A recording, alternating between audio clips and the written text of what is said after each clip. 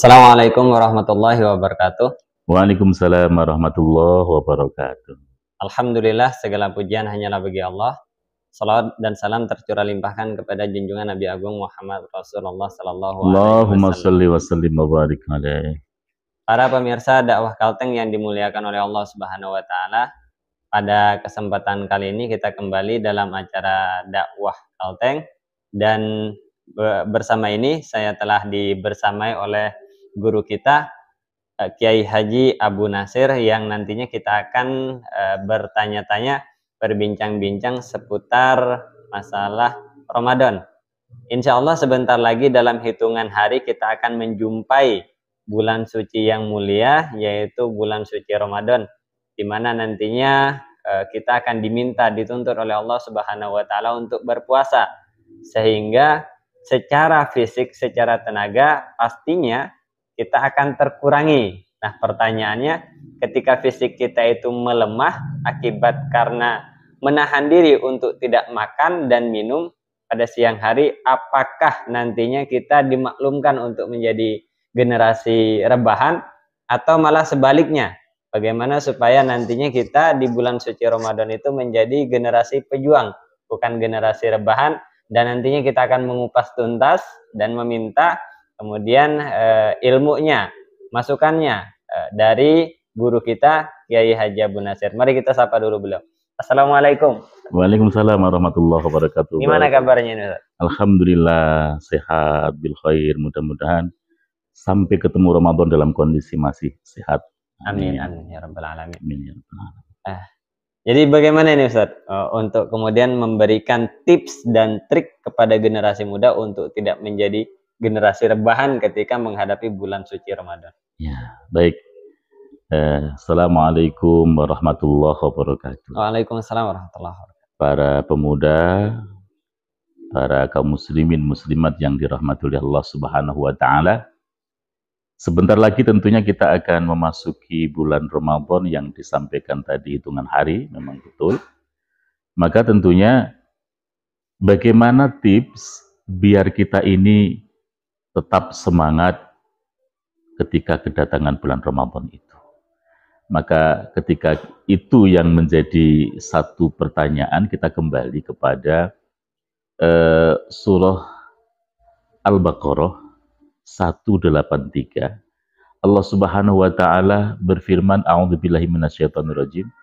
Ya ayyuhalladzina amanu kutiba alaikumusiyam kama kutiba 'alal ladzina min qablikum la'allakum tattaqun. Jadi Allah Subhanahu wa taala memanggil kita, diwajibkan untuk berpuasa, panggilannya adalah ya ayyuhalladzina amanu. Yang dipanggil adalah keimanannya, bukan fisiknya yang kuat atau apanya yang hebat, tidak, tapi adalah keimanannya. Ketika melihat itu, para pemirsa, ya Mas Hari juga kan ya, di situ itu sebelum puasa itu diperintahkan kepada kaum muslimin, kepada Rasul dan para sahabat pada waktu itu jenjangnya lama, yaitu selama 15 tahun kenabian. Tepatnya pada tahun kedua Hijriah. Ya. Kita lihat selama 15 tahun itu Allah Subhanahu wa taala terus menggodok ya para kaum muslimin pada waktu itu tentang keimanannya. Keimanannya Al-Qur'an yang turun di Mekah selama 13 tahun lamanya. Di situ itu menyeru tentang keimanan, akhlak dan seterusnya.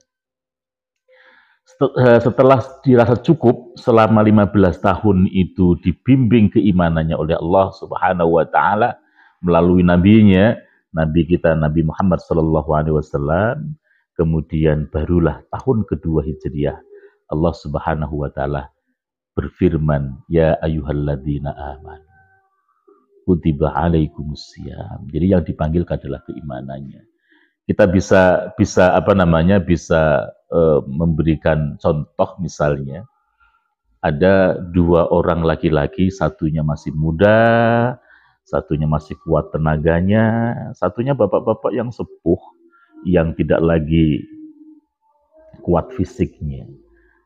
Nah, dua-duanya mengikuti sholat tarawih.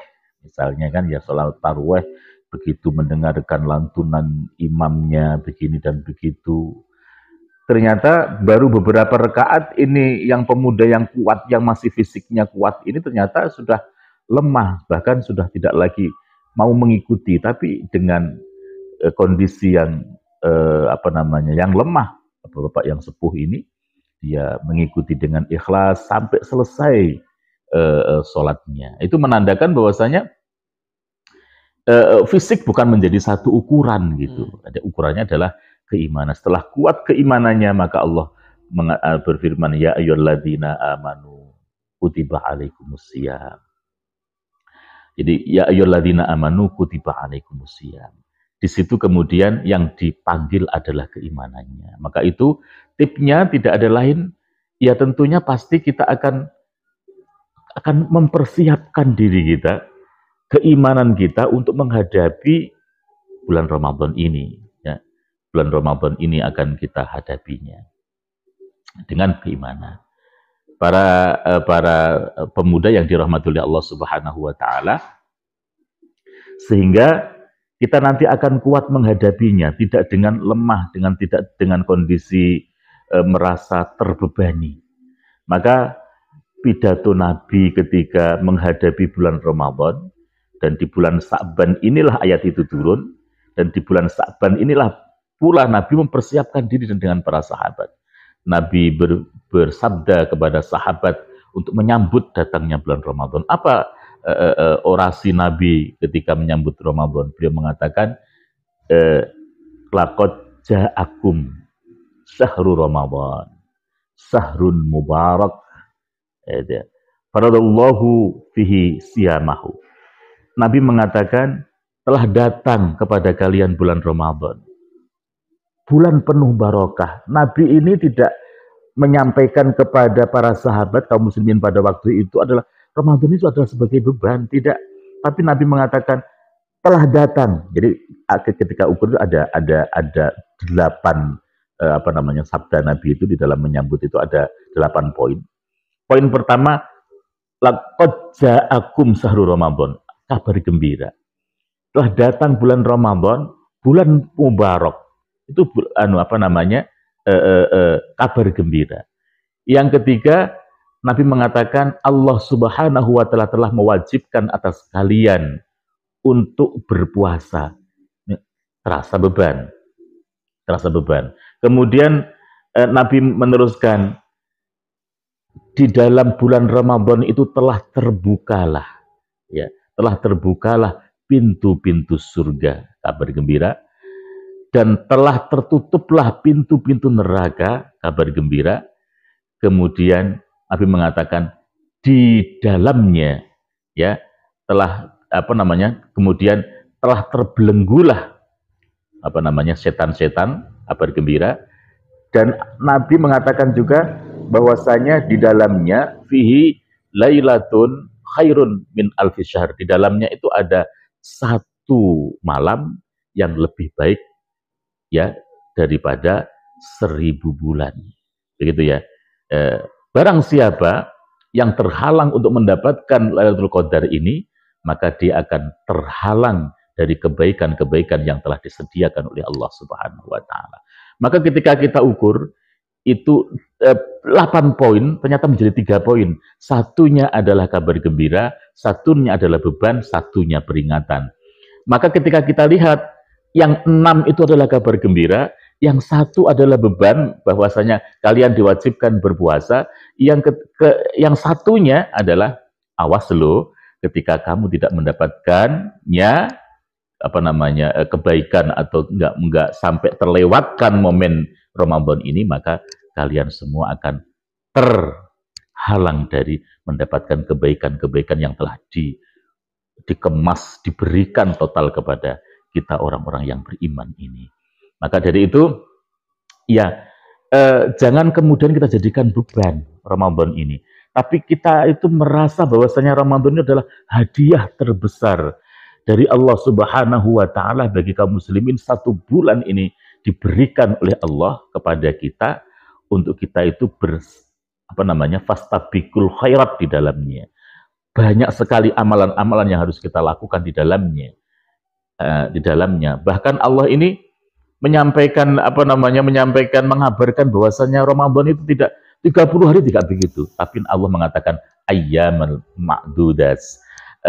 Artinya hari-hari yang sudah dimaklumilah gitu bahasanya, untuk memberikan satu kabar keringanan Ramadan itu. Sehingga dengan seperti itu kita benar-benar visi misinya Allah puasa diperintahkan ini ujungnya adalah la'allakum tattaqun, agar kalian semua itu mau bertakwa. Takwa itu apa sih? Takwa itu adalah, menurut ulama itu, takwa itu adalah apa? Adalah meningkatnya rasa takut kita kepada Allah. Jikalau kita itu sudah terus meningkat rasa takutnya kita kepada Allah, tentunya pasti kita akan melakukan apa-apa yang diperintah oleh Allah dan menjauhi apa-apa yang telah dilarang oleh Allah Subhanahu wa taala. Karena apa? Kita mempunyai rasa takut kepada Allah Subhanahu wa taala. Meningkatnya takutnya kepada Allah ini adalah disebut dengan takwa kepada Allah Subhanahu wa taala. Sehingga kita berlatih diri selama 30 hari itu, atau selama dalam 1 bulan puasa atau Ramadan itu, kita tidak makan makanan halal, dicari dengan secara yang halal. Itu kita lakukan dalam kondisi sendiri di dalam rumah. Ada makanan banyak, kita kunci rumah kita, bahkan masuk ke dalam kamar kita kunci kamar kita, nggak ada yang lain, cuma kita tok. Kita tidak akan melakukan makan dan minum. Kenapa? Karena belum waktunya. Allah masih mengharamkannya, Allah masih melarangnya sebelum azan maghrib tiba. Itu bisa kita lakukan gitu loh. Bisa kita lakukan dalam 1 bulan itu. Maka ketika sudah sampai pada titik akhir Ramadan, kita titik vonis terakhir, maka menjadi orang-orang yang bertakwa. Keinginannya menjadi orang-orang yang semakin takut kepada Allah Subhanahu wa taala. Ketika kita sudah mampu untuk melakukan seperti itu 1 bulan penuh, maka diharapkan kita ini bisa menjadi pribadi yang takwa. Ya, pribadi yang mudah bersyukur kepada Allah, karena kita mampu, kita bisa merasakan betapa dahaganya dan laparnya ketika melihat orang-orang miskin, fakir. Akhirnya kita bersyukur kepada Allah Subhanahu wa taala. Dan kita diharapkan juga masyarakat itu menjadi masyarakat yang bertakwa. Jadi yang masyarakat yang bertakwa itu bagaimana? Mengukur semua aktivitas kehidupannya itu hanya apa? Hanya ridho Allah, perintah dan larangannya. Ketika seperti itu, Mas Hari ya, maka itu bisa kita lakukan. Maka di luar Ramadan bagaimana? Kita bawa suasana Ramadan itu di 11 bulan berikutnya. Bagaimana itu? Ya, maka ketika itu dilakukan, itu maka buahnya apa? Buahnya takwa. Setelah takwa maksudnya bagaimana? Ketika bisa kita lakukan dalam 1 bulan, menahan sesuatu yang halal, tapi belum waktunya kita tahan, tidak kita makan. Istri yang halal tidak kita lakukan di siang harinya, maka di luar Ramadan tentunya pasti kita akan mudah sekali untuk melaksanakan syariat Allah sebagaimana Allah perintah, udhulu fi silmi kafah, masuklah kalian ke dalam Islam keseluruhan. Bagaimana seluruh hidup kita? Ya, kita bahas ekonominya syariah, politiknya adalah syariat Islam. Ketika membahas masalah pergaulannya bagaimana? Pergaulan yang Allah ridhai, ekonomi yang Allah ridhai, politik yang Allah ridhai, mampu semua kita laksanakan di dalam tengah-tengah kehidupan jika kita mampu mengambil ibrah pelajaran di bulan Ramadan itu. Mungkin itu Kang Hari ya. Jadi artinya hikmah. Maka setelah itu Kang Hari tentunya tidak pantas tentunya ketika kita di dalam bulan Ramadan itu bermalas-malasan, tidur-tiduran. Tentunya tidak pantas itu kita lakukan gitu ya. Justru Ramadan itulah bulan yang kita tunggu, bulan untuk berlatih diri, bulan untuk semangat beramal, beramal apa saja, karena di bulan Ramadan yang pertama Allah perintahkan puasa kepada Nabi dan para sahabat, di tanggal 17-nya Madinah dikepung oleh musuh. Maka di tanggal 17 itulah Allah Subhanahu wa taala memerintahkan kaum muslim untuk menghadapi musuh dalam kondisi mati dan hidup. Itu dilakukan. Nah, kita itu cuma apa gitu loh. Cuma dakwah, cuma apa, kemudian kita berlebah, nggak mau beraktivitas apa-apa, nggak mau maksimal untuk mendapatkan itu tadi. Barang siapa yang yang terhalang mendapatkan kebaikan, ya man khurima khairoha takut khurim, kata Nabi di ujung hadis itu. Man khurima khairoha takut khurim, barang siapa yang terhalang dari mendapatkan kebaikan Ramadan, takut khurim, dia benar-benar terhalang dari kebaikan-kebaikan yang disediakan oleh Allah Subhanahu wa taala di dalam bulan Ramadan. Karena sunnahnya dia ditulis sebagai ibadah wajib, gitu loh ya. Wajibnya dilipat gandakan oleh Allah Subhanahu wa taala, gitu kan? Diamnya ditulis bertasbih gitu. Tidurnya ditulis beribadah.